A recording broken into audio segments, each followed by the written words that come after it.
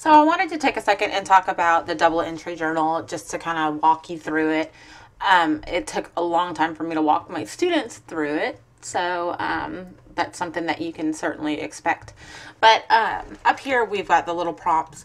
And I tell my kids, because I don't have enough books for the whole class, I tell them to do their best to write it down as I read, but that they can copy it down word for word later. I do have one copy of the fourth stall per table, so there it is accessible, but it's just not that every kid can have it.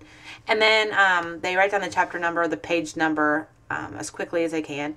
And then over here they have the response or commentary. What does this tell you about the character? What do you think? What does it make you think of?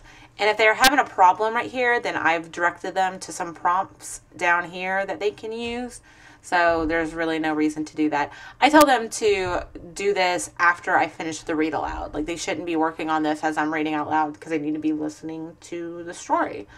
But again, I continuously remind them that this is about how a character changes over time. So they're collecting, over here, they are literally collecting evidence of how they see characters changing. So that's what they need to be focused on.